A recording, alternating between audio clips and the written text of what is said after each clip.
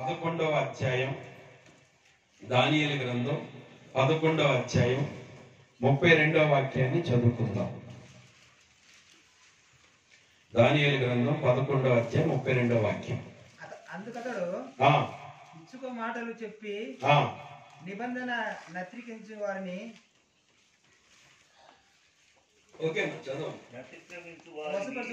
వశపరుచుకొనును.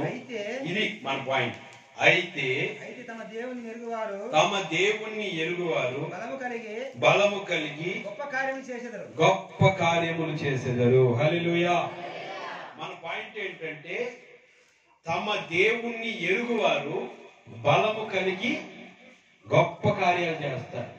మనం పాడుకున్నాం కదా, యెహోవా నా బలమా, నువ్వే నా బలం, జలరాశుల నుండి బలమైన చేతితో విడిపించిన వాడు నువ్వే, మా బలమైన దేవుడు నువ్వే, ఎత్తైన స్థలములో శక్తితో బలముతో నింపిన దేవుడు నువ్వే అని పాడుకున్నాం కదా.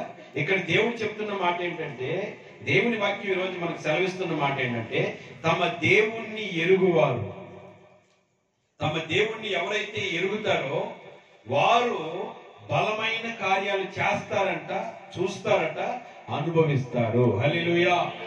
మరి ఈ రోజు మీరు ప్రార్థన చేసుకోండి. మీరు దేవుణ్ణి ఎరిగి ఎన్ని సంవత్సరాలు అవుతుంది? చాలా సంవత్సరాలు అవుతుంది. పురుషులు వింటున్నారు కదా, మనమందరం దేవుణ్ణి ఎరిగి చాలా సంవత్సరాలు అయింది. అయితే మన జీవితంలో దేవుడు బలమైన కార్యములు చేయునుగాక. బలహీనమైన మన జీవితంలో దేవుడు బలమైన కార్యాలు చేయునుగాక. అందుకని 3 విషయాలు చెప్తాను మీకు. అదేంటంటే, పరిశుద్ధ గ్రంథంలో మనం గమనించినట్లయితే ఒక మాట మీకు చెప్తాను. దేవుడు బలహీనులను ఎన్నుకుంటాడట, బలహీనులను ఏర్పాటు చేసుకుంటాడంట, బలహీనులను బలవంతులుగా మారుస్తాడట. ఎవరైతే పనికిరారో, వీడు ఎందుకు పనికిరాడంటామో వాడు దేవుడికి పనికి వస్తాడట. హల్లెలూయా. గుర్తుపెట్టుకోండి, మీ పిల్లల్ని అప్పుడప్పుడు, మన పిల్లల్ని అప్పుడప్పుడు వీడు ఎందుకు పనికిరాడండి, వీడు ఎందుకు పనికిరాడండి, ఈ పిల్లలు ఎందుకు పనికిరాదని అంటామా? ఆ పనికిరాని వాడు మనకు పనికిరాదు, కానీ ప్రతి పనికిరాని వ్యక్తిని దేవుడు ఉపయోగించుకుంటాడట. హల్లెలూయా. అందుకే బైబిల్ ఏమని రాస్తుందంటే, ఎన్నిక లేని వారిని నేను ఎన్నుకున్నాను, బలము లేని వారిని నేను ఎన్నుకున్నాను, బలహీనుల్ని నేను ఎన్నుకున్నానని చెప్పి దేవుని వాక్యం చాలా చక్కగా చెప్తుంది. కాబట్టి ప్రియమైన దేవుని బిడ్డలారా, నీ ద్వారా, నా ద్వారా, మన ద్వారా రాబోతున్న కొత్త సంవత్సరములో దేవుడు, లేదా ఈ సంవత్సరాంతములో, ఈ నెలలో, రాబోతున్న కొత్త సంవత్సరంలో బలమైన కార్యాలు మన జీవితంలో జరిగించునుగాక. ఆమేన్. మొదట బలం ఏంటి? ఆ బలం మనకి ఎలా వస్తుంది? బలం పొందుకోవాలి, బలపరచబడాలి, ఆ బలంతో నింపబడాలి. ఆ బలం ఏంటి, ఆ శక్తి ఏంటో చదువుకుందాం. చూడండి, హెబ్రీయులకు రాసిన పత్రిక 4వ అధ్యాయం 12వ వాక్యం. అపోస్తలుడైన పౌలు గారు హెబ్రీయులకు రాసిన పత్రిక 4వ అధ్యాయం 12వ వాక్యాన్ని చదువుకుందాం. ఎందుకనగా దేవుని వాక్యము సజీవమై బలము గలదై రెండంచులు గల ఎటువంటి ఖడ్గము కంటెను వాడిగా ఉండి ప్రాణ ఆత్మ కీళ్లను మూలుగలను విభజించినంత మట్టుకు దూర్చు హృదయం యొక్క తలంపులను ఆలోచనలను శోధించుచున్నది. హల్లెలూయా. మొదట ఏ బలం అంటే వాక్యము ద్వారా మనకు బలం వస్తుంది. దేని ద్వారా బలం వస్తుందమ్మా? వాక్యము ద్వారా మనకు బలం వస్తుంది. ఇప్పుడు ఆదివారం మందిరానికి రండి, ఆదివారం మందిరానికి రండి అని మేము మిమ్మల్ని బాధ పెడతా ఉంటాం, దుఃఖ పెడతా ఉంటాం. మీరంటారు పనులు ఉన్నాయ్యా, అది ఉందయ్యా, ఇది ఉందయ్యా అంటారు. అయితే ఈ వాక్యము ద్వారా నీకు ఏమొస్తుందంటే బలం వస్తుంది. ఈ వాక్యపు బలం చేత నువ్వేం చేస్తావంటే, నీ ప్రాణము, ఆత్మ, తర్వాత ఏం రాశాడండి, ప్రాణాత్మ కీళ్లను మూలుగును విభజించినంత మట్టుకు నీ లోపలికి వెళ్ళిపోతుంది. హల్లెలూయా. అందుకే చాలా మంది ఏమంటారు తెలుసా, వీడు మారడండి, వీడి బతుకు మారదండి, వీడి బతుకు ఇంతేనండి, ఎంతమంది చెప్పినా ఇంతేనండి. నిజమే, కానీ వాక్యం వచ్చిందా వాడి దగ్గరికి ఏమొస్తుందండి? వాక్యం వచ్చిందా వాడు ఎట్లాంటి నరహంతకుడైనా, మాంత్రికుడైనా, దుర్మార్గుడైనా, తాగుబోతుడైనా, శాడిస్ట్ అయినా ఆ వాక్యం ఏం చేస్తుంది? లోపలికి వెళ్ళిపోయి వాడిని కలవర పెట్టి గజిబిజి చేసి వాడి హృదయం మారిపోయేటట్లుగా చేస్తుంది. హల్లెలూయా. కాబట్టి ఈ రోజున నీకు కావాల్సింది ఏంటంటే వాక్యపు బలం. మరి ఎంతమంది వాక్యాన్ని శ్రద్ధగా వింటున్నారు? ఎంతమంది ఆదివారం మందిరానికి వచ్చి వాక్యం శ్రద్ధగా వింటున్నారు?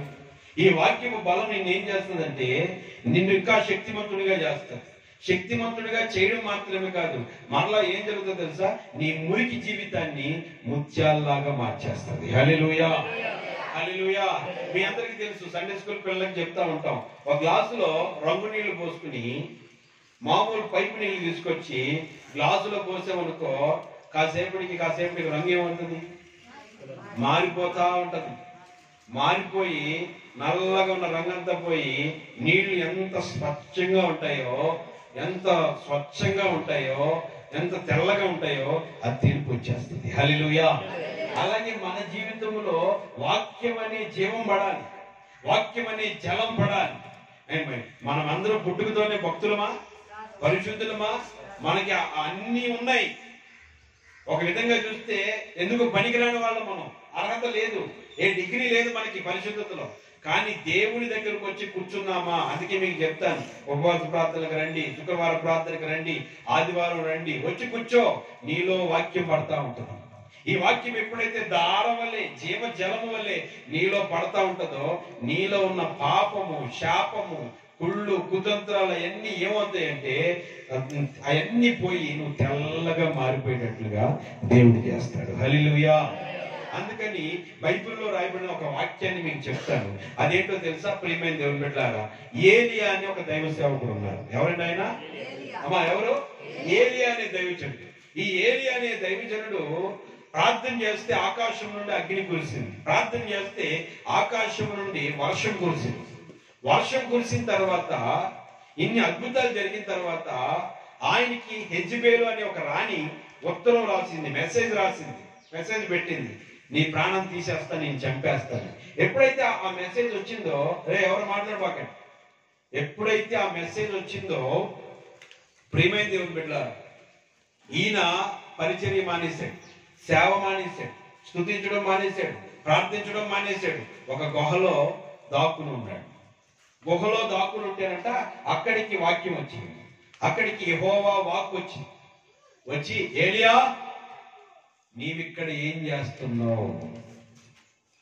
మా దోద్దా, ఏలియా నీవిక్కడ ఏం చేస్తున్నావు అని మాట్లాడుతూ ఉంటే బాగా గుర్తుపెట్టుకోండి పిల్లలారా, నువ్వు ఇక్కడ ఏం చేస్తున్నావు అంటే, ప్రభువా ఇక్కడ కూడా వదలమన్నాను, నేను వద్దు అని ప్రాణభయం చేత పారిపోతున్నాను తండ్రి, యెజబెల్ నన్ను చంపేస్తానంటుంది, ఆమె చేతిలో నేను చచ్చిపోతే అగ్నిని కురిపించిన వాడు, వర్షాన్ని కురిపించిన వాడు, అద్భుతాలు చేసిన వాడు, కాకుల చేత ఆహారం తిన్నవాడు, సారేపోతే విధవరాల ఇంట్లో అద్భుతంగా రొట్టెలు భుజించిన వాడు, వాళ్ళని పోషించిన వాడు, ఇలాగా కుక్క సాగు తెచ్చారని అందరూ అనుకుంటారయ్యా, అందుకని దాక్కున్నానయ్యా అన్నాడు. అప్పుడు దేవుడు అంటాడు, ఏలియా నీకే ఇన్ని ఆలోచనలు ఉంటే నాకెన్ని ఆలోచనలు ఉండాలి కదా బాబు అని చెప్పి ఏలియాతో ఏమన్నాడు తెలుసా? అసలు నీకు మరణమే లేదు. హల్లెలూయా. మరలా వెళ్ళి బదరి వృక్షం కింద కూర్చున్నాడు, పడుకుని నిద్రపోతున్నాడు. అద్భుతాలు చేసినప్పుడు, రోషంగా ఆయన జీవించినప్పుడు, వర్షం కురిసినప్పుడు, అగ్ని కురిసినప్పుడు ఆయన గురించి ఏమని రాస్తుందో తెలుసా? ఏలియా కర్మేలు పర్వతం మీదకి వెళ్ళి మోకాళ్ళ మధ్య తల పెట్టుకుని ప్రార్థన చేశాడు అని రాస్తుంటది. ఇప్పుడు ఏం చేద్దాం తెలుసా? బదరి వృక్షము క్రింద మరణ భయము చేత నిద్రపోతున్నాడట. ఏ భయమమ్మా? మరణ భయంతో నిద్రపోతుంటే ఈ ఏలియా గారి దగ్గరికి దేవదూత ఆహారం తీసుకుని వచ్చింది. గట్టిగా చప్పట్లు కొట్టండి. దేవదూత ఏం తెచ్చిందంటమ్మా? ఆహారం తీసుకుని వచ్చిందట. దేవదూత ఆహారం తీసుకొచ్చిందట. ఆహారం తీసుకొచ్చి తట్టి లేపుతుంది. లేపగానే భక్తుడైన ఏలియా గారు లేచి, ఏంటి అంటే, నువ్వు చాలా ఆకలితో ఉన్నావు, భోంచేయి. మళ్ళా భోంచేశాడు. తర్వాత మళ్ళా పడుకున్నాడు, మళ్ళా లేపి భోంచేయి అంటే భోంచేశాడు. భోంచేసిన తర్వాత దేవదూత అంటది, ఈ భోజనపు బలము చేత, ఏ బలం అంటది? ఈ భోజనపు బలము చేత. మన సబ్జెక్టు, మన టాపిక్ ఏంటి? బలము. ఏంటంటే దేవుని బలం మనం అనుభవించాలి. హల్లెలూయా. దేవుని బలము చేత 40 రాత్రింబగళ్ళు నువ్వు ప్రయాణం చేయాలి. గట్టిగా చప్పట్లు కొడతాం. ఒక పూట భోజనం పెట్టి ఆ బలం ఎన్ని రోజులు ఉంటదంట? ఈ భోజనపు బలము చేత నువ్వు 40 రాత్రింబగళ్ళు ప్రయాణం చేయాలి. గుర్తుపెట్టుకోండి, ఒక్కరోజు మందిరానికి వెళ్ళకపోతే ఏమైందిలే అనుకుంటాం మనం. ఒకరోజు వాక్యం వినకపోతే ఏమైందిలే అనుకుంటాం మనం. కానీ ఒక్క పూట దేవదూతలు తెచ్చిన ఆహారం తిన్నాడు. ఎన్ని రోజులు ప్రయాణం చేయాలంట? 40 రోజులు ఆ బలం ఉంటదట. హల్లెలూయా. ఈ రోజు నువ్వు ఒక పూట వాక్యం వింటున్నావు, మందిరానికి వస్తున్నావు, దేవునికి కనపడుతున్నావు, ఆరాధన చేస్తున్నావు. అయ్యా నీవే నా బలము, నీవే నా శక్తి, నీ బలమైన చేతితో నన్ను నడిపిస్తున్నావు అని ఆరాధన చేస్తే ఆ బలము ఈ వారం అంతా నీకు ఉండదా? ఈ బలము చేత నీవు దేవుని ద్వారా బలమైన కార్యములు అనుభవించుదువు గాక. అమ్మో నన్ను చంపేస్తుంది, అమ్మో నన్ను చంపేస్తుంది, అమ్మో నన్ను చంపేస్తుందని భయపడిన ఏలియా గారు ఇప్పుడు దేవుడు అంటాడు, భోంచేయి. చేసేనయ్యా, బయలుదేరు. ఏంటయ్యా అంటే, అసలు నీకు మరణమే లేదు, నీ కొరకు అగ్ని రథాలని అగ్ని గుర్రాలని పంపిస్తున్నా. అయ్యా నేను ఎలాగయ్యా రథాలు ఎక్కగలను, నేను ఎలాగయ్యా పైకి రాగలనంటే బైబిల్లో ఒక మాట రాస్తుంది. ఏంటో తెలుసా? ఆకాశంలోకి అలా రథాలు వచ్చినాయంట, అగ్ని గుర్రాలు. అమ్మా వింటున్నారా? అగ్ని రథాలు వచ్చినాయంట. ఇప్పుడు పైకి ఎలా ఎక్కాలి ఏలియా గారు? నిచ్చినేమని వేస్తాడా? ప్రభా ఎలాగంటే సుడిగాలు వచ్చి ఏలియా గారిని మూట చుట్టి ఆ చుట్టి గిరగిర తీసుకెళ్లి రథంలో కూర్చోబెట్టిందంట. హల్లెలూయా. ఆ బలము మనమును పొందుకొందుము గాక. ఆమేన్. కారణం ఏంటంటే ప్రియమైన దేవుని బిడ్డలారా, బైబిల్ వాక్యం చెప్తుంది, నీవు దేవుణ్ణి ఎరిగిన నీవు బలమైన కార్యాలు అనుభవించాలి. నీ ద్వారా జరగాలి. నీ జీవితంలో దేవుడు, నా జీవితంలో దేవుడు కలుగు చేయాలి. అంటే మనం ఏ బలం పొందుకోవాలి తెలుసా? వాక్యం. ఏ బలం అండి? వాక్యం అనే బలం పొందుకుని ఈ వాక్యపు బలము చేత మనం నింపబడితే కీళ్లలోకి, మూలుగుల్లోకి, ఎముకల్లోకి వెళ్ళిపోయి ఎక్కడెక్కడ ఏ ప్రాబ్లం ఉందో దానంతా క్లియర్ చేయడం మొదలు పెడుతుంది. హల్లెలూయా. చాలా మంది బాధపడతారు, ఏంటమ్మా ఒక రోజు వచ్చి ఆమె మందిరానికి రాలేదంటే అమ్మో మీ భాషగా కఠినంగా వాక్యం చెప్తున్నారండి, లేకపోతే మీ భాషలో కఠినంగా వాక్యం చెప్తుందండి, ముఖం మీద చెప్పేస్తున్నారు అంటే నీకేం నష్టం? ఏమంటే నీ రోగం పోవాలంటే ఇంజక్షన్ పొడవాలొద్దా? నీకు ఇంజక్షన్ పొడవద్దా అంటావు. అమ్మో సూది నాకు భయం అంటే లింగాపురం వెళ్ళామనుకో ఎముకలు ఎరవాలా వద్దా? ఎరవకూడదు నాకు కాలు సెట్ అవ్వాలంటే. ఏమంటే ఎముకలు తప్పిని, అవి రూట్ తప్పిని, ఏదో కింద పడి ఇరిగిని, ఇప్పుడు దాన్ని సెట్ చేయాలంటే అతను నీకు నొప్పి కలుగు చేయలేదా? నొప్పి కలుగు చేసి టప్ టప్ అని ఇరిచి సెట్ చేసి కట్టేయాలి. అప్పుడు మళ్ళా నువ్వు చేయి ఆడించగలవు, కాలు ఆడించగలవు. హల్లెలూయా. అలాగే సేవకురాలుగా మేము ఏం చేయాలంటే, ప్రియమైన దేవుని బిడ్డలారా, మీకు నొప్పిగానే ఉంటది. ఎందుకు పాస్టర్ గారు మేము ఎట్లా బతికితే నీకెందుకు? తల్లి నీకు తెలియదు, అమ్మా నీకు తెలియదు. ఇప్పుడు నీకు ఇంజక్షన్ పడాలి, ఇప్పుడు నీకు ఆపరేషన్ జరగాలి, కత్తి వాడందే నీకు ట్రీట్మెంట్ జరగదు. కాబట్టి ఇప్పుడు ఎముకలు కరెక్ట్ గా సెట్ చేయాలి, నొప్పి వస్తుంది, అయినా నువ్వు నిలబడాలి. హల్లెలూయా. కాబట్టి బైబిల్ వాక్యం చెప్తుంది, వాక్యపు బలము చేత, ఏలియా భోజనపు బలము చేతట శక్తితో బలముతో నింపబడి 40 రాత్రింబగళ్ళు ప్రయాణం చేసేటట్లుగా దేవుడు చేశాడు. హల్లెలూయా. మోషే గారు ఉన్నారు కదండి, ఆయన కొండ మీద 40 రోజులు ఉన్నాడు కదా. మనమైనా ఉపవాస ప్రార్థన అనుకున్నప్పుడు బకెట్ మజ్జిగ చేసుకుంటాం, లేకపోతే కూల్ డ్రింక్స్ తెచ్చి పెట్టుకుంటాం, లేకపోతే పాలు తెచ్చి పెట్టుకుంటాం, లేకపోతే ప్రియమైన దేవుని బిడ్డలారా మంచినీళ్ళు బాటిల్ తెచ్చుకుంటాం. మోషే గారికి అక్కడ మంచినీళ్ళు ఎవరిచ్చారు అంటే దేవుడు మాట్లాడుతూ ఉంటే అది ఒక బలం. మోషే గారితో ఎవరు మాట్లాడుతున్నారండి? దేవుని వాక్కు, యెహోవా వాక్కు. వాక్యమే దేవుడు, దేవుడే వాక్యం. ఇప్పుడు వాక్యము బలం చేత ఇప్పుడు మోషే గారితో మాట్లాడుతుంటానికి ఆకలి తెలియలే. ఇంకా మీకు విచిత్రం ఏంటంటే, నేను కొంచెం లోతుగా ఆలోచన చేస్తే ఒక్క దినము ఆయన దృష్టిలో 1000 దినాలతో సమానం అంట. ఒక్క దినము చెప్పాలి, ఒక్క దినము 1000 దినములతో సమానం కదా. ఇప్పుడు 1000 దినాలు ఆయన దృష్టిలో ఒక్క దినం. ఒక దినం 1000 దినము, 1000 దినాలు, 1000 దినాలు ఒక్క దినంతో సమానం కదా. అంటే 40 రోజులు ఈయన కొండ మీదకి వెళ్తే 4 గంటల్లా గడిచిపోయింది. గడిగి చప్పట్లు కొట్టండి. అర్థం కావట్లేదు మీకు? 40 రోజులు ఎట్లా ఉన్నామో వచ్చే, నీకు ఆకలి లేదా, గ్యాస్ ట్రబుల్ రాలేదా, మరి నీ పరిస్థితి ఏంటి, నీకు దాహం వేయలేదంటే ఏమోనండి ఇప్పుడే దిగా అట్ట ఉందండి నాకు. ప్రజలందరేమో 40 రోజులు మా మోషే ఏమాయను అంటున్నారు. ఈయన అక్కడ ఉండి అలా దిగొస్తారంటే నీరసం లేదంట, ముఖము ప్రకాశించేటట్లుగా ఉంది. హల్లెలూయా. అంటే దేవుని దృష్టిలో నువ్వు దేవుని వాక్కు వింటా ఉంటుంటే, దేవుని వాక్యం వింటా ఉంటుంటే తెలీదు.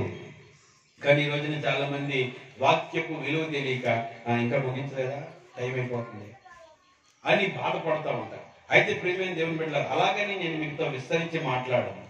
అయితే చెప్తున్నా, వాక్యం మీద నువ్వు శ్రద్ధ పెడితే ఆ బలము నీ జీవితంలో ఉండి నీకు ఆరోగ్యాన్ని కలుగు చేస్తుంది, ఐశ్వర్యాన్ని కలుగు చేస్తుంది, నువ్వు దీవించబడేటట్లుగా చేస్తుంది. హల్లెలూయా.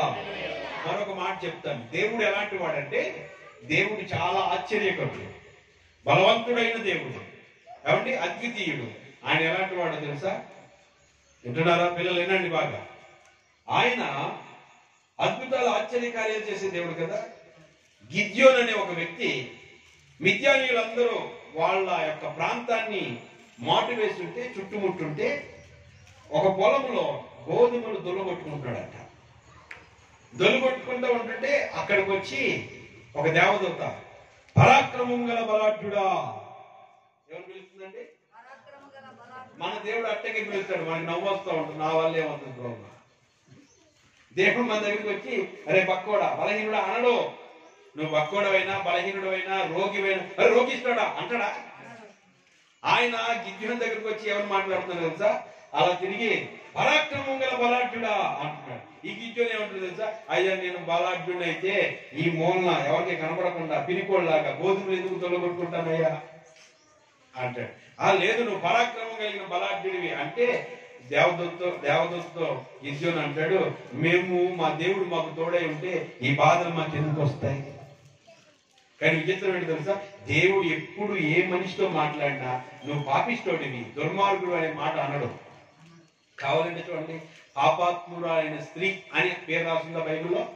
అందరూ పాపాత్మురాలు అంటే ఆయన ఏమంటాడు తెలుసా? అమ్మా అంటాడు. ఎంత గౌరవంగా పిలుస్తాడు చూడు. అమ్మా నీకు సమాధానం కలుగును గాక. సమరయ స్త్రీని అందరూ అది ఇది అంటారు. సమరయ స్త్రీని ఏమంటారండి? అది ఇది అంటారు మనుషులందరూ, లోకమంతా. కానీ యేసు ప్రభు ఏమంటారు తెలుసా? అమ్మా అమ్మా అంటాడు. హల్లెలూయా. అందుకని మీరు బాగా గుర్తుపెట్టుకోవాలి, నువ్వు ఎంత దుర్మార్గ పనులు చేసినా, ఎంత పాపిష్టి పనులు చేసినా, నువ్వు ఎంత పిరికోడివైనా, పనికి రానోడైనా, యేసు ప్రభు ఏమంటాడు తెలుసు? నేను పరాక్రమం గల బలాఢ్యుడా గిద్యోను, బలము తెచ్చుకో, నీ ద్వారా నేను కార్యం చేయబోతున్నాను. గట్టిగా చప్పట్లు కొడతా. నీ ద్వారా నేను కార్యం చేయబోతున్నాను అంటాడు ఆయన. బలం తెచ్చుకో, బలం తెచ్చుకో.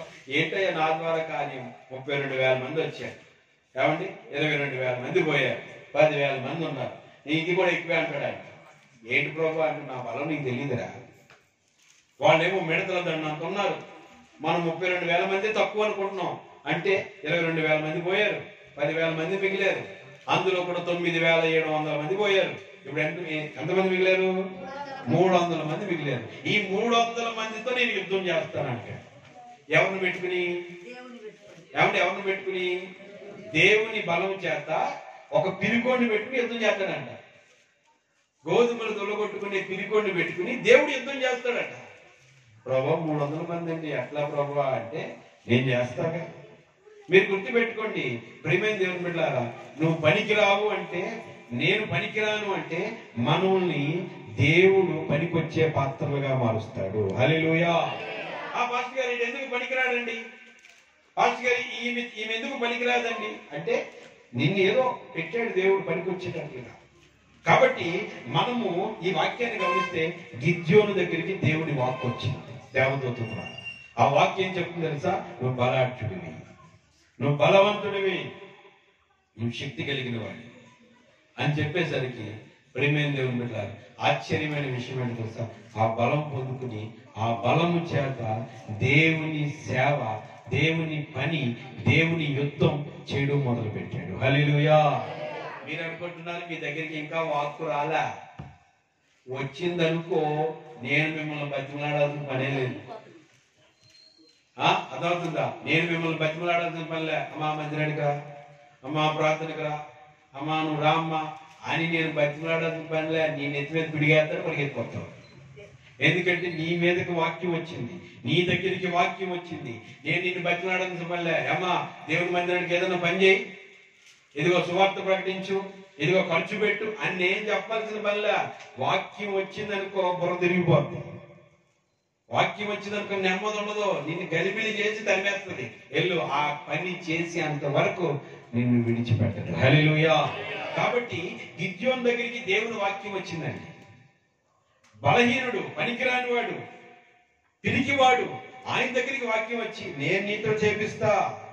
ప్రభువా మేము చిన్న సంఘం అయ్యా, చిన్న విశ్వాసం అయ్యా, నేను ఇదే బాధపడుతుంటే దేవుడు నాతో మాట్లాడుతున్నాడు తెల్లారుజామున. మా వల్ల కాదు ప్రభు అంటే రేపు ఇచ్చోడం 32,000 మందిలో 22,000 మందిని తరిమేశా, నేనే తరిమేశా. ఆ 10,000 మంది మిగిలితే ఆ 10,000 మందిలో 9,700 మందిని పంపించేశాడంట. 300 మందిని పెట్టుకున్నా. మాట్లాడుకో. 300 మందిని పెట్టుకున్నా. 300 మందిని పెట్టుకుని ఈ 300 మందితోటి దేశానికి జయం కలుగు చేశా. హల్లెలూయా, హల్లెలూయా. మన కొద్ది మందితోటి దేవుడు, ఈ చిన్న సంఘముతోటి దేవుడు రాబోతున్న దినములో బలమైన కార్యాలు జరిగిస్తున్నాడు. ఆమేన్. వీళ్ళ వీళ్ళ వీళ్ళ వీళ్ళ అని ఆశ్చర్యపోయేటట్లుగా దేవుడు బలమైన కార్యాలు చేయబోతున్నాడు. హల్లెలూయా. వీళ్ళండి ఆశ్చర్యపోయేటట్లుగా చేస్తాడు. కారణం ఏంటంటే ఆయన వాక్యం అబద్ధమా?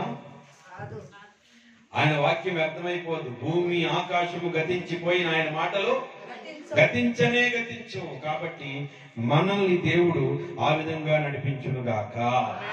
ఒకటి వాక్యము బలం. రెండో మాట చెప్తున్నాను, చదవండి. హెబ్రీయులకు రాసిన పత్రిక 11వ అధ్యాయం. హెబ్రీయులకు రాసిన పత్రిక 11వ అధ్యాయం 34వ వాక్యాన్ని చదువుకుందాం. అగ్ని బలమును చల్లార్చిది. చూడండి ప్రియమైన దేవుని బిడ్డలారా, రెండో మాట ఏంటంటే, మొదటిది వాక్య బలం అని చెప్పాను.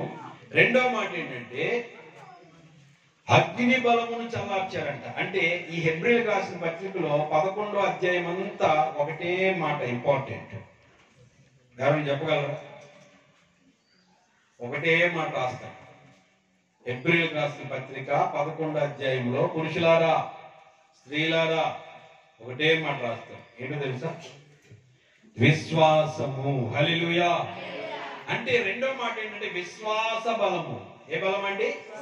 విశ్వాస బలము. మొదటిదేమో వాక్యపు బలము, రెండోది విశ్వాస బలం. ఈ విశ్వాస బలము చేత వాళ్ళ అగ్నిని ఏం చేశారంట? చల్లార్చారు. సింహాల నోళ్లను మూసారు, ఖడ్గాలను తప్పించుకున్నారు, ఎన్నో గొప్ప గొప్ప కార్యాలు చేశారు.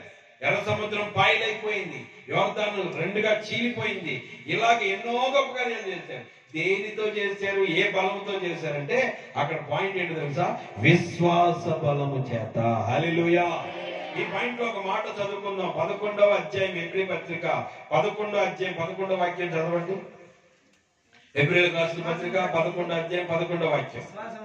విశ్వాసమును బట్టి శారాయు వాగ్దానము చేసిన వాడు నమ్మదగిన వాడు ఎంచుకొనెను గనుక తానకి వయస్సు గతించిపోయినదైనను గర్భం ధరించుటకు శక్తి పొందెను. ఏం పొందిందంట? గర్భము ధరించుకొనుటకు శక్తి పొందెను. ఈ శక్తికి మరొక పర్యాయ పదం ఏంటి? బలము పొందెను. పవర్. ఏం పొందిందండి? బలం పొందిందంట, శక్తి పొందిందంట. ఇప్పుడు మీకు అర్థమయ్యే చెప్తాను. విశ్వాసపు బలం అనేది మన జీవితంలో ఎప్పుడైతే ఉంటుందో అగ్ని నీ ముందు నిలబడలేదు, సింహాలు నీ ముందు నిలబడలేవు.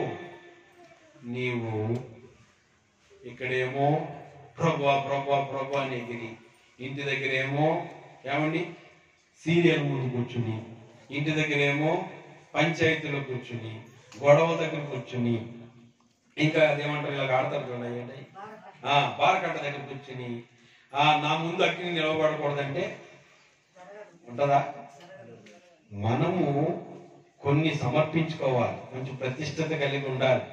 దేవునిలో ఎంత ఎక్కువ భక్తి చేస్తే అంత దేవుని కార్యాలు జరుగుతాయి. హల్లెలూయా. ఇక్కడికి వచ్చి పాటలు పాడేసి స్తుతించేసి ఆరాధించేసి అక్కడికి వెళ్ళి నువ్వు సెల్ ఫోన్ చూసుకుంటా చాటింగ్ చేసుకుంటా అక్రమమైన కార్యాలు చేస్తా ఉన్నావు అనుకో, ఎందుకు జరుగుతాయి? బైబిల్ ఏముందో తెలుసా? నీ నీతిని బట్టి నిన్ను వర్తిల్లింపజేస్తాను. హల్లెలూయా. మనలో అంత భక్తి ఉండాలండి, మనలో అంత నీతి ఉండాలండి, మనలో కొంచెం నీతి ఉండాలి, కొన్ని నీతి క్రియలు ఉండాలి. నీతి ఉంటే మన నీతిని బట్టి మనం నివాసాలు ఏం చేస్తాడు? ఆయన వర్తిల్లేటట్లుగా చేస్తాడు. హల్లెలూయా. ఇక్కడికి వచ్చేసి ఆరాధన చేస్తాం, పరిచర్య చేస్తాం, అన్ని చేస్తాం, నోరు తెరిచి బూతులు చెప్తా ఉంటే అమ్మా బూతులు మాట్లాడవచ్చా? వచ్చు కదా, వచ్చా రాదా? అబ్బే ఏమి ఎరగనట్టే ఉన్నారే. బూతులు మనం మాట్లాడతా ఎట్లా అంటే అట్లా మాట్లాడుతూ ఉండి నా ముందు అగ్ని నిలబడలేదు, నిలబడిపోయింది, పాస్టర్ గారు మీకు చెప్పినట్టు కార్యం జరగలేదంటే ఏదో నీ లోపం, నీలో ఏదో పాపం. కాబట్టి నువ్వేం చేయాలంటే నువ్వు కాస్త భక్తిని నేర్చుకోవాలి, పరిశుద్ధతను నేర్చుకోవాలి, నీతిని సంపాదించుకోవాలి. నువ్వేమో ఇక్కడ ఒకలాగా ఉంటావు, ఇంటి దగ్గర ఒకలాగా ఉంటావు. అలా ఉంటే నీవు దేవుడి ద్వారా కార్యాలు అనుభవించలేవు. హల్లెలూయా. కాబట్టి ఇప్పుడు శారమ్మ గురించి అక్కడ రాయబడిన మాట ఏంటంటే 90 సంవత్సరాల వయసు కలిగిన ఆమె ప్రెగ్నెంట్ అవ్వగలదా? గర్భిణీ స్త్రీ అవ్వగలదా? నోట్ చేసుకో, గర్భిణీ స్త్రీ అవ్వగలదా? మరి ఇక్కడ ఏం రాస్తుంది తెలుసా? వాగ్దానం చేసిన దేవుని బలమును బట్టంట ఆమె శక్తి పొందిందంట. హల్లెలూయా. అసాధ్యం అంటే కుదరదో. ఇప్పుడు ఈ వయసులో ఏంటండి బాబు, ఈ వయసులో ఏంటంటే ఎట్లా అంటే అక్కడ బైబిల్లో రాయబడిన మాట ఆమె విశ్వాస బలం. దేవుడు చెప్పాడు ఖచ్చితంగా, ముందు రాంగ్ రూట్ లోకి వెళ్ళిపోయింది. ఏమంటే మన జీవితాల్లో కూడా హైవేలు ఉంటాయి, బైపాస్లు ఉంటాయి, షార్ట్ కట్లు ఉంటాయి. ఇవేం చేసిందో తెలుసా? నాకెవడేమోలే కొడుకుని అని ఇంకొక ఆమె తగిలిచ్చింది. ఆగరమ్మ అక్కడ ఇష్మాయేల్ పుట్టాడు. ఇష్మాయేల్ పుట్టగానే దేవుడు అంటాడు ఈడు కాదు నీ కొడుకు అంటాడు, ఈడు కాదు నీ వారసుడు అంటాడు. మరి ఎవరో నువ్వు ఇద్దరు ప్రమాణాలు చేసుకున్నారే, కష్టాల్లో సుఖంలో బాధపడ్డారే, నీతో పాటు కష్టాల్లో ఉంది, నీతో పాటు సుఖాల్లో ఉంది, నీతో పాటు శ్రమ అనిపించింది. నీ భార్య శారమ్మలో నుండి నీకు వంశోద్ధారకుడు రాబోతున్నాడు. హల్లెలూయా. శారమ్మ బలవంతురాలా బలహీనరాలా? బలహీనరాలు. ఇప్పుడు బలహీనురాలైన ఆమెలో నుండి బలమైన జనం రాబోతుంది. గట్టిగా చప్పట్లు కొట్టండి. బైబిల్లో ఆదికాండం 12వ అధ్యాయంలో వాగ్దానం చేశాడు, నీ జనము బలమైన జనమగును. మరి ఈ బలమైన జనం ఎవరిలో నుంచి వస్తారయ్యా? ఆగర్ నుంచి వస్తారా? బలవంతుల నుంచి వస్తారంటే లేదు, నీ భార్య ఉంది కదా, ముగ్గుతా ములుగుతా కొట్టుతా కుట్టుగా అట్లా ఉంది, 90 సంవత్సరాల వయసామా, ఆమె కడుపులో నుండి నీకు వంశోద్ధారకుని బలమైన జనాన్ని నేను పుట్టించబోతున్నాను. హల్లెలూయా. కాబట్టి ప్రియమైన దేవుని బిడ్డలారా, నేను బలహీనురాలండి, నా వల్ల ఏ పని జరగదండి, అందరూ అదే అనుకుంటా ఉంటారు.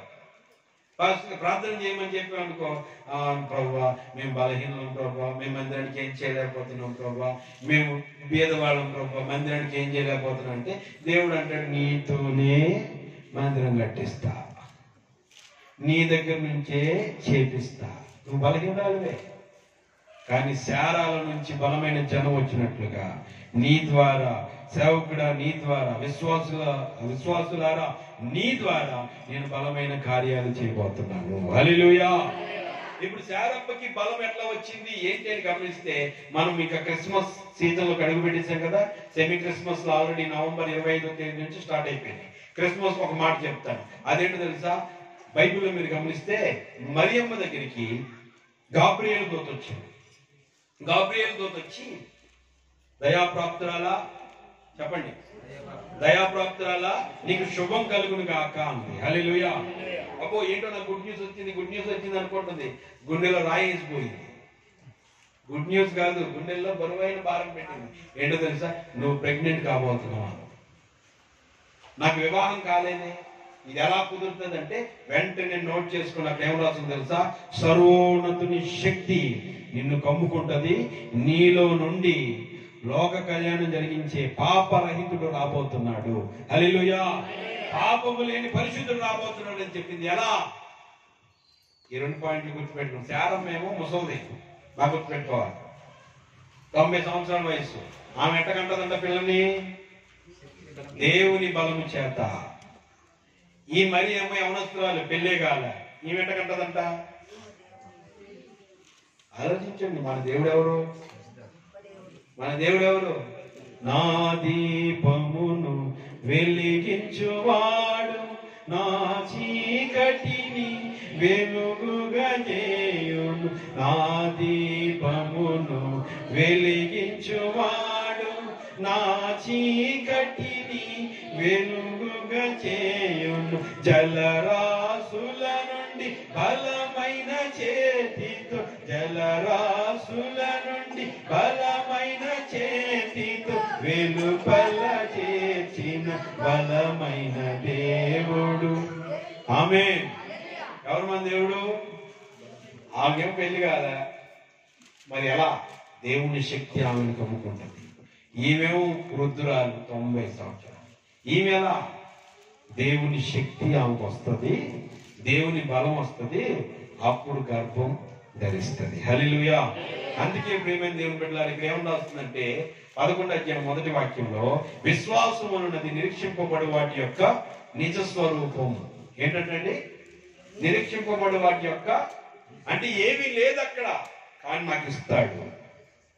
నా దేవుడు నాకు ఇస్తాడు, నా దేవుడు నాకు అనుగ్రహిస్తాడు, నేను నమ్ముచున్నాను, నా దేవుడు నాకు కలుగు చేస్తాడని నమ్మడమే ఒక బలం. అదే విశ్వాస బలం. హల్లెలూయా. హల్లెలూయా. ఆ విశ్వాస బలము చేతంట ఆమె శక్తిని పొందుకుంది. ఈ రోజున ఎవరైనా అడిగామనుకో, ఏం మారుతారులేండి భాష గారు మా భర్తలో, ఇంక మారరు, అట్టే చచ్చిపోతాను. నీ విశ్వాసం అదే. ఏం మారుతుందిలేండి మా జీవితం అంటారు, ఇంక మారదు. నీ విశ్వాసం అదేగా, మారదంటున్నావు, మారదు. నువ్వేం చెప్పాలి? నీ నోటితో ఏం చెప్పాలి? జరగదు, కానీ జరుగుతుంది. ఎందుకంటే నేను కాదు కదా చేసేది, ఎవరు చేస్తారు? నా దేవుడు చేస్తాడు. నేనైతే నా వల్ల కాదు, నా వల్ల నేనేమి చేయలేను, కానీ నా దేవుని బలం నాలోనికి వచ్చిందనుకో, నా దేవుని బలం నాలోనికి వచ్చిందనుకో, ప్రియమైన దేవుని బిడ్డలారా, ఆయన బలమైన కార్యాలు చేయడం మొదలు పెడతాడు. హల్లెలూయా. ఇప్పుడు దేవుడు మనకి బలమైన కార్యాలు చేస్తాడని చెప్పి మనము కాళ్ళ ఎగరేసుకుని తిరగాల, గర్వంగా తిరగాల? ఏమండి, మన ఇష్టానుసారంగా నడకలన్నీ మారిపోవాలా, స్వభావాలు మారిపోవాలా? ఒకటే గుర్తుపెట్టుకోవాలి, నేను కాదండి, నా దేవుడు కార్యాలు చేస్తూ ఉన్నాడు. హల్లెలూయా. ఆ వర్షాలుగా గట్టిగా చప్పట్లు కొట్టండి. ఈ చలికి మీరు కూడా కోళ్ళలాగా ఉన్నారట. చలికి కోళ్ళు ముడుచుకుంటే కదా అట్లా. దేవుడు మీకు బలం ఇచ్చును గాక. ఒకసారి ఏనుగు ఎలుక బయలుదేరి వెళ్తున్నాయంట. ఏనుగు ఎలుక బయలుదేరి వెళ్తున్నాయి. కొంత దూరం వెళ్ళిన తర్వాత ఒక వంతెన వచ్చిందట. ఆ వంతెన అవతలకు దాటాలి. ఆ వంతెన అవతలకు దాటాల్సిన పరిస్థితిలో ఏనుగు ఎలుక బయలుదేరి వెళ్తున్నాయి. ఏనుగు మీద ఎలుక కూర్చుంది, బయలుదేరి వెళ్ళిపోతా ఉన్నాయి. వెళ్ళిపోతా ఉంటుంటే మధ్యలోకి వచ్చిన తర్వాత ఎలుక అంటదంట, నేస్తమా మన దెబ్బకి వంతెన వణుకుతుందే అందట. ఎవరి దెబ్బకి? మన దెబ్బకి వంతెన వణుకుతుందే, జడుచుకున్నట్టుంది, అది వంతెన కొంచెం అలా షేకిస్తుంది అంటే ఏనుగు అందంట, కిందకి దిగి వణికి అందట.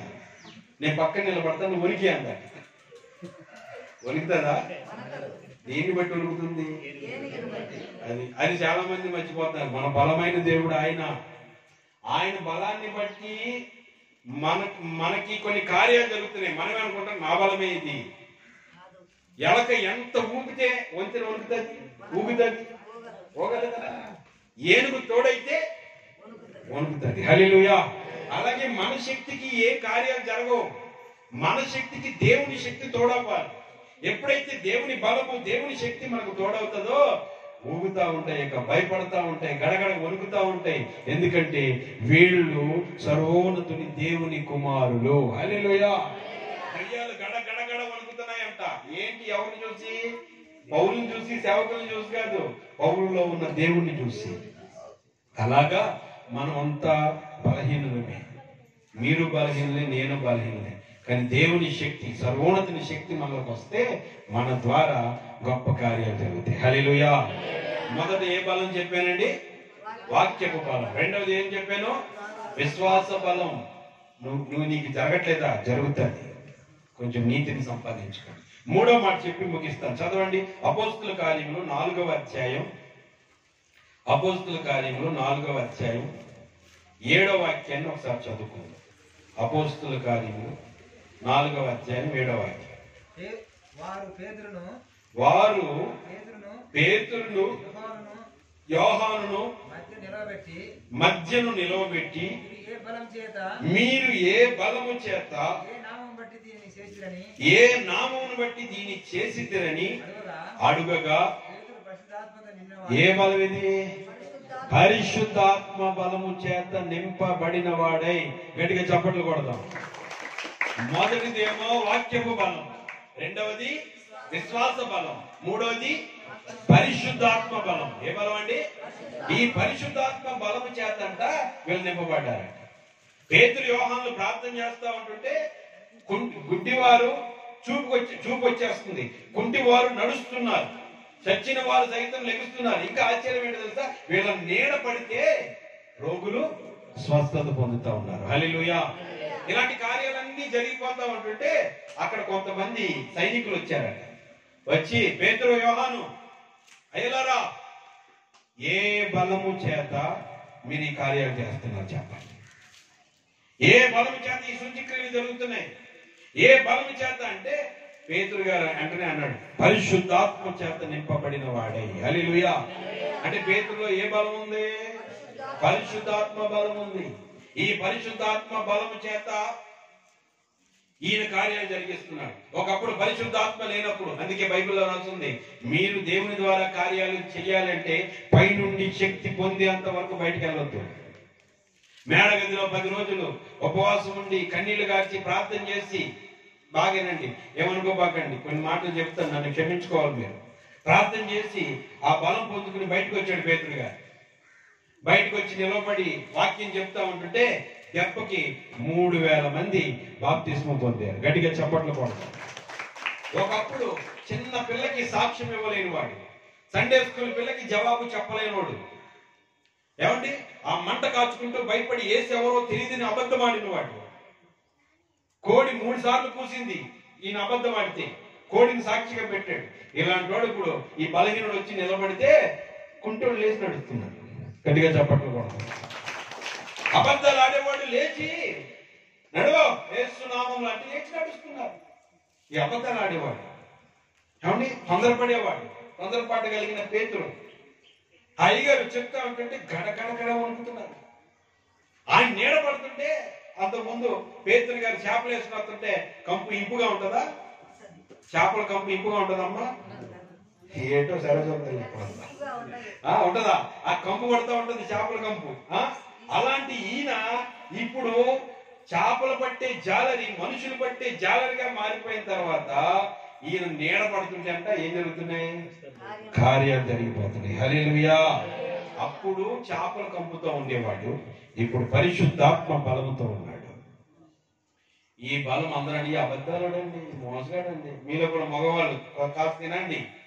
ఏదన్నా చెప్తే నేను అన్నా నా వల్ల కాదన్నా, నేను చేయలేనన్నా అంటారు. నిజమే, నా వల్ల కాదు, నన్ను బలపరిచింది దేవుడు. నిన్ను బలపరచడా? సహాయకరంగా ఉంచుతాడు కదా సేవకులకి సహాయకరంగా ఉంచుతాడు కదా. నాకు చేత కదనంటే అట్లా నువ్వు చేత కాదు, ఎవరికి చేత కాదు, దేవుని సన్నిధిలో కనిపెట్టాలి. హల్లెలూయా. 10 రోజులు మేడగదిలో కనిపెడితే పరిశుద్ధాత్మ బలం వచ్చింది. నన్ను క్షమించాలి మీరు. అదేంటో తెలుసా? కొంతమంది 24 గంటలు లోకంలో తిరుగుతారు, ఆదివారం మందిరానికి రాగానే ఎక్కడ లేని ఆత్మ వచ్చారు. ఎలా వచ్చింది? అప్పుడే ఎవరో తిట్టేసి కూడా వచ్చి ఉంటారు. కొంతమంది ఎవరితో గొడవ పెట్టుకుని వచ్చేసి ఉంటారు. ఇక్కడికి రాగానే ఏమి ఎగురుతారో, ఏం ఆత్మ వచ్చేస్తారో నాకు తెలియదు. నేను ఆనందిస్తూ ఉంటే పక్కనది చూడు, ఏసం చూడంటది. పక్కనున్న సహోదరి ఏమంటది? చూడు అక్కడంతా అర్థం చేసింది, ఇక్కడ చూడు అంటే అర్థం ఏంటంటే నువ్వు ప్రార్థనలో ఉంటేనే నీకు బలం వస్తుంది. హల్లెలూయా. నువ్వు ప్రార్థనలో ఉండవు. కొంతమందిని చూస్తే ఆశ్చర్యం అండి, వాళ్ళు ఆదివారం ప్రార్థనకి వెళ్ళరు, శుక్రవారం ప్రార్థనకి వెళ్ళరు, ఇంట్లో ప్రార్థన ఉండదు, కుటుంబ ప్రార్థన ఉండదు, ఏమి ఉండదు. ఇక్కడికి రాగానే నా కుమారుడా అంటారు, ప్రవచనం వచ్చేస్తుంది. ఎలా అవుతుంది ఏమో నాకు తెలియదు మరి. కానీ వీళ్ళు 10 రోజులు అక్కడ మేడగదిలో కనిపెట్టి కనిపెట్టి కనిపెట్టి ప్రార్థన చేస్తే ఒక శక్తిని పొందుకున్నారు. హల్లెలూయా. చూడండి ప్రియమైన దేవుని బిడ్డలారా, మీకు బాగా చెప్పాలంటే నేను ఒక 90,000 రూపాయలు ఫోన్ పెట్టుకున్నా. 90,000 రూపాయలు ఏంటంటే అది ఫోన్ పెట్టుకున్నా. సరే 1,50,000 ఫోన్ అనుకుందాం. ఆ ఫోన్ పెట్టుకుని దాంట్లో అన్ని ఆపరేటింగ్ చేస్తా ఉన్నాను. ఆ ఆపరేటింగ్ చేస్తున్న దానికి 500 రూపాయలు ఛార్జర్ లేకపోతే ఏమవుతుంది? ఎలాగలేదా? అర్థమైందా నేను చెప్పేది? 1,50,000 రూపాయల ఫోన్ అండి, ఛార్జర్ ఉంటుంది కదా, ఆ ఛార్జర్ 500 అనుకోండి, అది 1,000 రూపాయలు అనుకోండి. ఈ 1,50,000 రూపాయల ఫోన్కి ఆడినంతసేపు ఆడింది. ఇప్పుడు దేని అవసరం వచ్చింది? ఛార్జర్ నీ బతుకు 1,000 రూపాయలే, నా బతుకు అంటే నువ్వు ఆడతావా? సెల్ ఫోన్ పని చేస్తుందా? ఫోన్లు వెళ్తాయా? నెట్ పని చేస్తుందా? పని చేయదు. కావాలి, తప్పదు. ఈరోజు చాలా మంది అంతే. ఏమనుకుంటుంది తెలుసా, నేను ఇంటి దగ్గర ప్రార్థన చేసుకుంటాను, మీతో కలిసి ఆ గుడిసెలో. కొంతమంది దీన్ని ఏమన్నా తెలుసా, పశువులు కొట్టమంట. ఆ పశువులు కొట్టంలో మేము వచ్చి ప్రార్థన చేయాలా?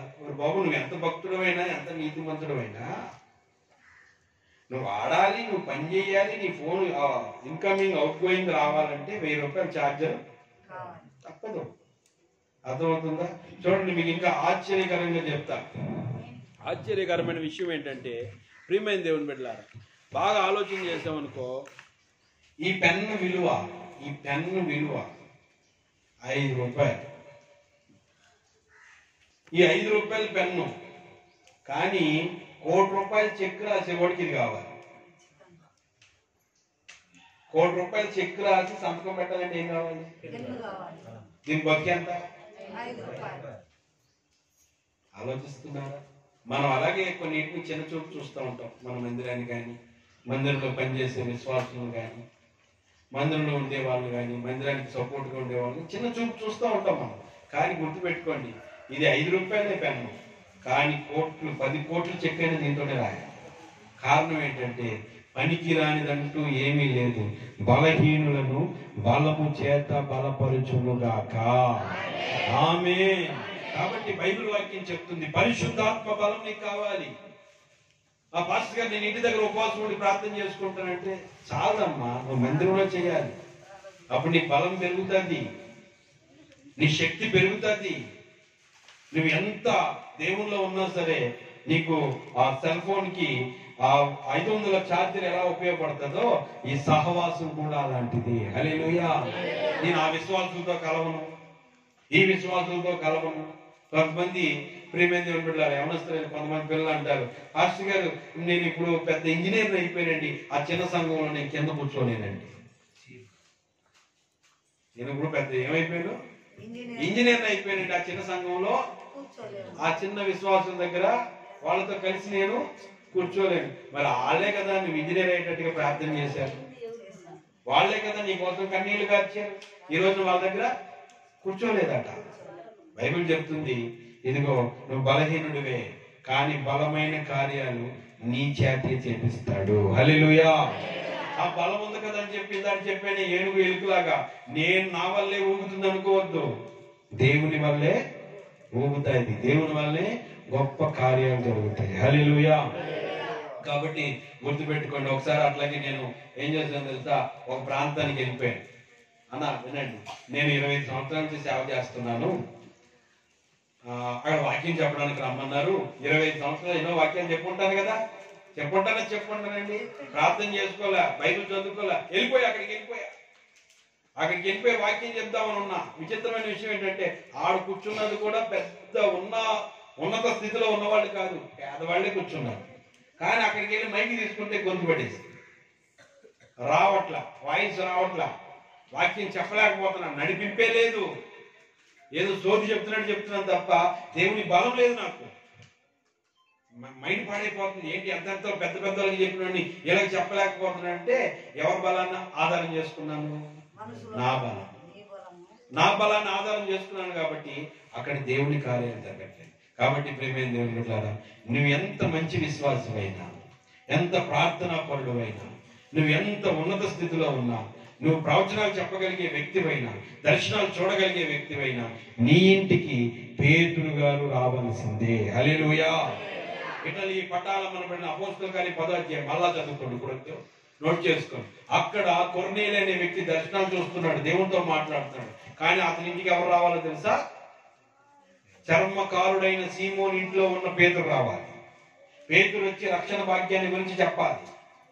అయ్యా నాతోనే నేనే డైరెక్ట్ గా అన్ని చూస్తున్నాను కదా, ఆఫ్టర్ అలా సేవకుడు ఎందుకంటే లేదు, వాళ్ళు రావాలి, వచ్చి మిగతా పని పూర్తి చేయాలి. హల్లెలూయా. పూర్తి పెట్టుకోండి. అందుకే బైబిల్లో మీరు చక్కగా ఆలోచన చేస్తే ఈ మాటలు రాయబడి ఉన్నాయి. డైరెక్ట్ యేసు ప్రభువు వారి దగ్గరికి వచ్చి, అయ్యా మేము కుష్ఠరోగం చేత బాధపడుతున్నాం, మీరు మమ్మల్ని స్వస్థపరచు అంటే, మీరు వెళ్ళి మీ యాజకుడికి మీ దేహాలు కనపరచండి. హల్లెలూయా. యేసు ప్రభు దగ్గరికి వెళ్తే యేసు ప్రభు ఎవరి దగ్గరికి వెళ్ళమంటున్నాడు? నువ్వు ఏదైతే వేస్ట్ అనుకున్నావు ఆయన దగ్గరికి పంపిస్తున్నాడు. ఈ మందిని వేస్ట్ అనుకుంటారు చాలా మంది, ఈ ప్రార్థనలు వేస్ట్ అనుకుంటారు. కానీ ఇక్కడికి రావాలమ్మా, ఇది చిన్నదే కావచ్చు, ఏమీ లేనట్టే ఉండొచ్చు, కానీ దేవుని బలం ఇక్కడ ఉంది. హల్లెలూయా. దేవుని శక్తి ఇక్కడ ఉంది, దేవుని ప్రసన్నత ఇక్కడ ఉంది. దేవుడు నిన్ను బలపరచును గాక. ఆమేన్. ఇప్పుడు ఈ పరిశుద్ధాత్మ బలం చేత పేతురు యోహానులు ఏం చేస్తున్నారు? కార్యాలు చేస్తున్నారు. అక్కడ కార్యాలు జరుగుతూ ఉన్నాయి. ఇంకా మీకు చక్కగా అర్థమయ్యేటట్టు చెప్తాను. దావీదు గారు ఉన్నారు. దావీదు గారు తెలుసు కదా, చిన్నప్పుడు గొర్రెలు కాచుకుంటూ ఉన్నాడు. తర్వాత ఎప్పుడైతే సమూయేలు నీ వంశంలో ఒకని రాజుగా ఎన్నుకోబోతున్నాడని చెప్తే అన్నయ్యలు అందరూ వచ్చారు. ఎవరి మీదకి? దేవుని శక్తి రాలేదు. దావీదు వచ్చాడు. దావీదు మీద తైలం వేయగానే నాట నుండి దేవుని ఆత్మ అతని మీద బలముగా ఉన్నది. హల్లెలూయా. ఇప్పుడు దావీదు మీదకి బలం వచ్చింది కదండి. బలం వచ్చిన తర్వాత దావీదు బయలుదేరి వెళ్తున్నాడు. సింహాలు బలం ఆయన ముందు నిలబడట్లా, వెలుగుబంటి బలం ఆయన ముందు నిలబడట్లా. సరదాగా వాళ్ళ అన్నయ్యలకి క్యారేజ్ ఇద్దామని వచ్చాడంట. ఏమిద్దామని వచ్చాడండి? భోజనం ఇద్దాం అన్నయ్యలకి, టిఫిన్ క్యారేజ్ ఇద్దాం, మా అన్నయ్యలు బాగా కష్టపడిపోతున్నారు అని చెప్పి అక్కడికి వచ్చాడంట. అక్కడికి రాగానే సైలెంట్ గా ఉంది. అవతల గొల్యాత్ అనేవాడు వెర్రవీగినట్టు మాట్లాడుతున్నాడు. సున్నతి లేని ఫిలిస్తీయుడు. ఎట్లంటే అంటే దేవుణ్ణి తిరస్కరిస్తున్నాడు. అమ్మా వింటున్నారా? ఎప్పుడైతే తిరస్కరిస్తున్నారో అప్పుడు దావీదు అక్కడికి వెళ్ళి ఏమంటాడు తెలుసా? నేను యుద్ధం చేస్తాను. హల్లెలూయా. ఒరే నువ్వు ఎంత ఉన్నావు, నువ్వేంద్ర యుద్ధం చేసేదంటే దావీదు నోటి నుండి వచ్చే మాట ఏంటి తెలుసా? నేను దేవుని బలము చేత యుద్ధం చేస్తాను. హల్లెలూయా. ఎవరి బలంతో అండి? ఆయన అంటాడు, ఒరే నువ్వేం చేస్తావు అంటే, సింహాల బలము నుండి, ఎలుగుబంటి బలము నుండి నన్ను విడిపించిన వాడు ఆఫ్టర్ ఆల్ ఈ గొల్యాతు చేతిలో నుండి నన్ను విడిపించలేడా? యెహోవా పక్షమున నేను యుద్ధానికి వెళ్తున్నాను, దేవుడే నాకు సహాయం చేయునుగాక. ఇప్పుడు దావీదు దగ్గరికి వెళ్దాం. మనం దావీదు దగ్గరికి వెళ్ళామనుకో, దావీదు ఎలా యుద్ధం చేసాం ఏమో నాకే తెలుసు. ఓరకు అక్కడ నిలబడ్డాను, పనంతా ఆయనే చేశాడు. నేను ఓరకు అక్కడ నిలబడ్డానంతే. ఆయనే నడిపించుకున్నాడు, ఆయనే యుద్ధం చేయించాడు, ఆయనే నాకు విజయాన్ని ప్రసాదించాడు. హల్లెలూయా. ఆ బలం మనకు రావాలి. ఇప్పుడు దావీదు దేవుని దగ్గరికి వెళ్ళి ప్రార్థన చేస్తా ఉన్నాడు. ప్రార్థన చేస్తా ఉన్నాడండి. 62వ కీర్తనలోకి రండి. 62వ కీర్తన. దావీదు దేవుని సన్నిధికి వెళ్ళి ప్రార్థన చేస్తున్నాడు. కీర్తనల గ్రంథం 62వ కీర్తన. దేవుని సన్నిధిలో బాగా ప్రేయర్ చేసుకుంటా ఉన్నాడు. ప్రార్థన చేసుకుంటా ఉంటే అక్కడ ఒక మాట రాయబడి ఉంటుంది. అదేంటంటే ప్రేమైన దేవుని బిడ్డలారా చూడండి, 11వ వాక్యం. బలము తనదని ఒక మారు దేవుడు సెలవిచ్చెను, 2 మార్లు ఆ మాట నాకు వినబడెను. 2 మార్లు ఆ మాట నాకు వినబడెను. చూడండి ఆ తర్వాత, ప్రభువా మనుషులందరికీ వారి వారి క్రియలు చొప్పున ప్రతిఫలం ఇచ్చుచున్నావు, కాగా కృప చూపుటయు నీదే. హల్లెలూయా. ఇప్పుడు తలపై కత్తని మేము చెప్తా. అమ్మా నా వైపు చూడాలి, మీరు నిద్రపోతే ఉంటే అర్థం కాదు, బాగా వినాలి, నా వైపు చూస్తారు. దావీదు దేవుడు మాట్లాడుకుంటున్నాడు. అక్కడ బలము దగ్గర ఒక గీత ఉంది కదా, ఉందా లేదా? ఆ గీత ఉందంటే అర్థం ఏంటంటే దేవుడు మాట్లాడిన మాట అని గుర్తుపెట్టుకోవాలి. హల్లెలూయా. దావీదుతో దావీదు ఈ మధ్యన గొలియాతుతో యుద్ధం చేసామంట. నా రూట్లో చెప్తున్నానమ్మా, అర్థమైన శైలిలో చెప్తాను, నా భాషలో చెప్తాను. ఏంటి ఈ మధ్యన యుద్ధం చేసామంటే గొలియాతుతో, ఏంటి ఈ మధ్య నీ నడక మారింది, నీ స్టైల్ మారింది, అందరూ నిన్నే పోగొడుతున్నారు. సౌలుకేమో 1000 కొలది అంటున్నారు, నీకేమో 10,000 కొలది అంటున్నారు, ఏంటి సంగతి అంటే ప్రభువా అంటాడు. అని రేయ్ దావీదో ఉప్పొంగబాకు, ఆ బలం నాదే. ఎవరిదంట ఆ బలం? ఆ బలం నాదే. నేను నీకు బలం ఇవ్వబట్టే నువ్వేం చేసావు? గొలియాతుని జయించగలిగావు. హల్లెలూయా. అప్పుడు దావీదు ఏమన్నాడు తెలుసా? అయ్యా బలము నీదే, కృప కూడా నీదే. అంటే ఇప్పుడు ఏమర్థమో తెలుసా? అయ్యా నేను కొంచెం గర్వించానని నీ బలాన్ని నువ్వు తీసేసుకుని నన్ను శిక్షిస్తావేమో, నా కృప చూపయ్యా, కృప కూడా నీదే అంటున్నాడు. హల్లెలూయా. అంటే దేవుని దగ్గర బలం ఉంది, దేవుని దగ్గర కృప ఉంది. అంటే మనం గర్వించినప్పుడు మనకి బలము దూరం అయిపోయింది అనుకో, మరలా మనం యుద్ధాలు చేయగలమా? అందుకని ఆయన కృపను పొందుకోవాలి. ప్రభా బలము నీదే, కృప కూడా నీదేనయ్యా, నీ కృప నాకి అని దేవుని సన్నిధిలో క్షమించు ప్రభు, అప్పుడప్పుడు నేను మర్చిపోయి ఉంటాను, అప్పుడప్పుడు నీ సన్నిధి దూరం అయిపోయి ఉంటాను. అందుకే దావీదు ఏమని అంటాడు తెలుసా? బెత్షెబా విషయంలో పాపం చేసినప్పుడు నీ పరిశుద్ధాత్మను నాకు దూరం చేయొద్దు. దేని దూరం చేయొద్దంటే అని 53వ కీర్తనలో ఉంటుంది. తర్వాత చదువుకొని ఇంటికి వెళ్ళిన తర్వాత ఏడ్చి ప్రార్థన చేసుకున్నాడు. నీ సన్నిధిలో నుండి నన్ను తరిమేయొద్దు, నీ బలాన్ని నాకు దూరం చేయొద్దు, కృపయ్యా. పొరపాటు చేశాను, తప్పు చేశానయ్యా, మరలా పొరపాటు చేయకుండా జాగ్రత్త పడ్డాడు. హల్లెలూయా. పురుషులారా మీరందరూ జాగ్రత్తగా వినండి, దేవుని కృపను దూరం చేసుకోవద్దు. హల్లెలూయా. దేవుని బలమును దూరం చేసుకోవద్దు. ఈ రోజున చాలా మంది స్త్రీలు, చాలా మంది పురుషులు దేవుడిచ్చిన కృపను పోగొట్టుకుంటున్నారు, దేవుడిచ్చిన అభిషేకాన్ని పోగొట్టుకుంటున్నారు, దేవుడిచ్చిన బలాన్ని పోగొట్టుకున్నారు. దేవుని వాక్యం చెప్తుంది వాక్యము ద్వారా బలం వస్తుంది, తర్వాత విశ్వాసం ద్వారా బలం వస్తుంది, మూడవది పరిశుద్ధాత్మ ద్వారా బలం వస్తుంది. బైబిల్లో మీరు గమనిస్తే సంసోనికి దేవుని బలం నిండుగా ఉంది, ఉందా లేదా? దేవుని బలంతో నింపబడిన సంసోను ఏదైనా చేస్తాడు, ఏదైనా గోడను కొడితే గోడ బద్దలైపోతుంది. అంత బలం పొందాడు, ఎవరో పొందుకోలేరు అంత బలం. అంత బలమును, అంత శక్తిని పొందుకున్నాడు. ఏమంటే 1000 మందిని ఒక్క దెబ్బతో చంపేస్తాడు. ఎండిపోయిన దవడ ఎముక తీసుకుంటే చాలు, కత్తులు కట్టాలు ఈట్లు ఏం అవసరం లేదు. ఎండిపోయిన దవడ ఎముకతో 1000 మందిని చంపేస్తాడు. అంత బలం కలిగినాడు. తన బలం పోగొట్టుకున్నాడట. దేనివల్ల పోగొట్టుకున్నాడు? దేనివల్ల పోగొట్టుకున్నాడు? స్త్రీ వల్ల, దెలీలా వల్ల. తన కన్నులకి ఇంపుగా కనబడిన దాన్ని బట్టి తన బలాన్ని పోగొట్టుకున్నాడు. పురుషులారా వినండి, మీకు దేవుడు కృపిస్తున్నాడు, మీకు దేవుడు బలాన్ని ఇస్తున్నాడు. పరిచర్య చేసే విధానం కానీ, పాట పాడే విధానం కానీ, ఇంకా ఏదో వంట చేసే విధానం కానీ, ఇంకా ఏ రకరకాలుగా సేవకులుగా మాకు సహాయం చేసే విధానం. అమ్మా స్త్రీలేనండి, దేవుడు ఇస్తున్నాడు. నువ్వు దేని చేత నీ బలం పోగొట్టుకుంటున్నావు? ఇప్పుడు నీ చేతిలో గ్లాసులు పగిలిపోతున్నాయి, ఇప్పుడు నీ చేతిలో పరిచర్య నష్టమైపోతుంది. కారణం ఏంటి? నువ్వు ఎవరో చెప్పుడు మాటలు ఏమి దేవుడికి దూరం అయిపోయావు.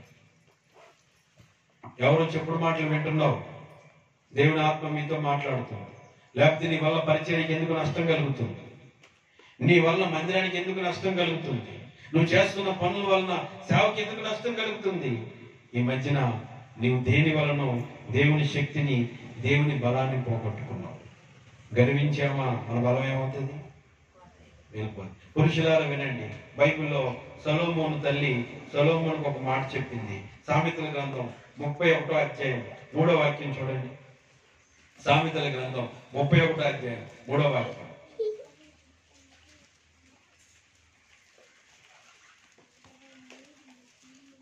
సామెతల గ్రంథం 31వ అధ్యాయం 3వ వాక్యం. నీ బలమును స్త్రీలకి ఇయ్యకుము,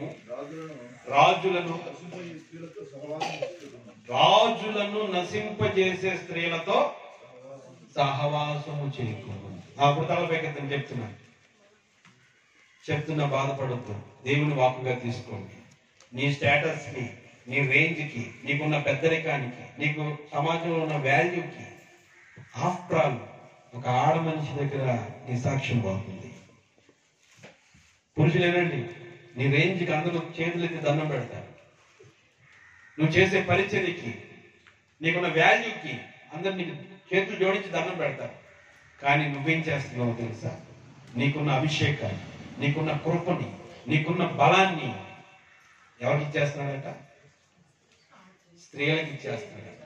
వాళ్ళమ్మ చెప్తుంది సొలొమోనుతో, కుమారుడా నీ బలమును స్త్రీలకి ఇవ్వు. రాజులకు అది తగదు. ఎవరికి తగదంటే అది? నువ్వు ఒక రేంజ్ లో ఉండాలనుకుంటున్నావు, పిచ్చి పిచ్చి మీద పడిపోతావు ఏంటి? నువ్వు ఎలా ఉండాలనుకుంటున్నావు?